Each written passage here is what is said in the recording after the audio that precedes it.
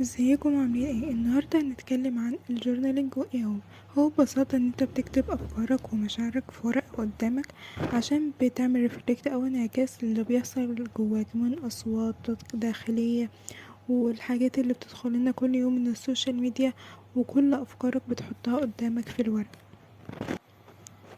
طبعا هيجي في دماغكم دلوقتي، طب لو احنا عايزين نكتب نبدأ بايه؟ اول حاجة في سؤالين مهمين جدا، هي انا حاسة بايه دلوقتي، وايه الافكار اللي خلتني احس بكده.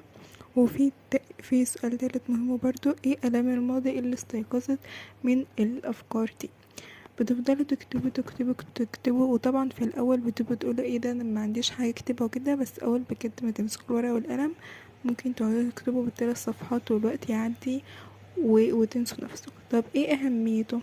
اهميته ان بيقلل جدا القلق والتوتر، لان انتوا بتشوفوا مشاعركم قدامكم فبتبقوا متحكمين